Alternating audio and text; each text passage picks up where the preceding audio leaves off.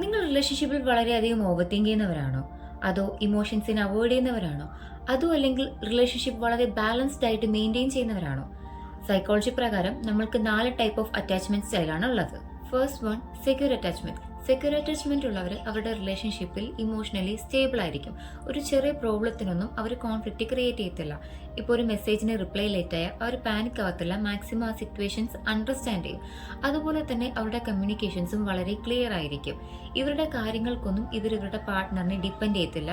Normally സെൽഫായിട്ട് തന്നെയാണ് ചെയ്യുക. അതായത് ഇവർക്ക് സെൽഫ് വർത്ത് വളരെയധികം കൂടുതലാണ്. അതുമാത്രമല്ല, ഏതൊരു റിലേഷൻഷിപ്പ് ആണെങ്കിൽ പോലും ഇവർ ഹെൽത്തി ബോണ്ടിങ് ആയിരിക്കും മെയിൻറ്റെയിൻ ചെയ്യുക. അതായത് ഇമോഷണലി ഇവർ വളരെ മെച്യൂർഡ് ആണ്. ഓരോ സിറ്റുവേഷൻസും ഹാൻഡിൽ ചെയ്യുന്നത് വളരെ പ്രാക്ടിക്കൽ ആയിട്ടായിരിക്കും. Second one, anxious attachment. Anxious attachment ഉള്ളവർക്ക് വളരെയധികം ഹൈ ഫിയർ ആയിരിക്കും അവർ സ്നേഹിക്കുന്നവർ അവരെ വിട്ടിട്ട് പോകുക എന്നുള്ളത്. സോ അതുകൊണ്ട് തന്നെ അവർ ഇടയ്ക്കിടയ്ക്ക് റീഅഷുറൻസ് വാങ്ങിച്ചുകൊണ്ടേയിരിക്കും.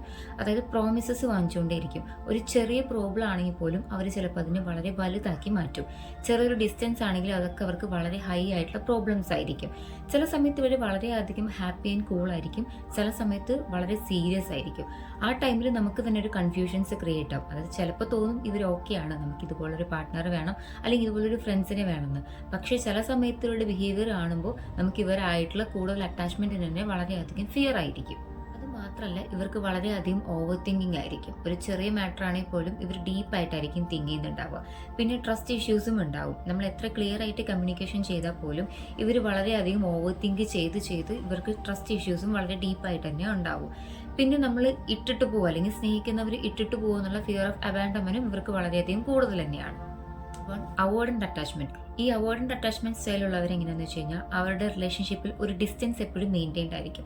അവർക്ക് ആ ഓപ്പോസിറ്റ് നിൽക്കുന്ന പാർട്ട്ണറെ ഇഷ്ടമാണെങ്കിൽ പോലും അവർക്ക് അവരുടേതായ ഒരു പ്രൈവസി എപ്പോഴും കീപ്പ് ചെയ്തുകൊണ്ടിരിക്കും. ടു മച്ച് ക്ലോസ്നെസ് എപ്പോഴും അൺകംഫർട്ടബിൾ ആയിരിക്കും.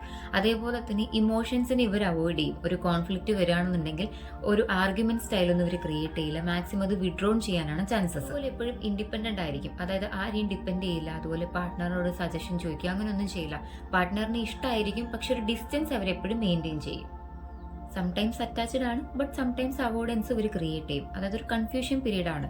ഇവർക്ക് ട്രസ്റ്റ് ഇഷ്യൂസും വളരെയധികം കൂടുതലായിരിക്കും, അതായത് റിലേഷൻഷിപ്പിൽ. കാരണം ഇവർക്ക് വളരെയധികം ക്ലോസ്നെസ് ആയിട്ട് ഇരിക്കണം എന്നും ആഗ്രഹമുണ്ട്.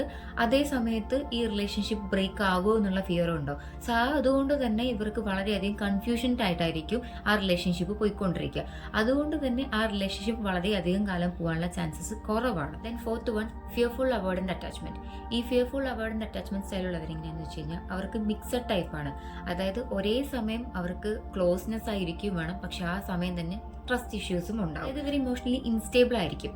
ചില സമയത്ത് അറ്റാച്ച്മെന്റ് കാണിക്കും, ചില സമയത്ത് അറ്റാച്ച്മെന്റ് ഇല്ലാത്തതുപോലെ ആയിരിക്കും. അവോയ്ഡൻസ് ബിഹേവിയേഴ്സ് ആയിരിക്കും ഷോ ചെയ്യുക. അത് കൺഫ്യൂഷൻസ് ഉള്ളതുകൊണ്ടും ട്രസ്റ്റ് ഇഷ്യൂസ് വരുന്നതുകൊണ്ടുമാണ്. നമ്മുടെ അറ്റാച്ച്മെന്റ് സ്റ്റൈൽസ് പെർമനന്റ് അല്ല.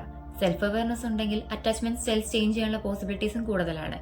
ഈ 4 അറ്റാച്ച്മെന്റ് സ്റ്റൈൽസിൽ നിങ്ങളുടെ അറ്റാച്ച്മെന്റ് സ്റ്റൈൽ ഏതാണെന്ന് കമന്റ് ചെയ്യണേ. പിന്നെ ഇതുപോലുള്ള കൂടുതൽ സൈക്കോളജി റിലേറ്റഡ് വീഡിയോസിനായിട്ട് ചാനൽ ഒന്ന് സബ്സ്ക്രൈബ് സപ്പോർട്ട് ചെയ്യുക. താങ്ക്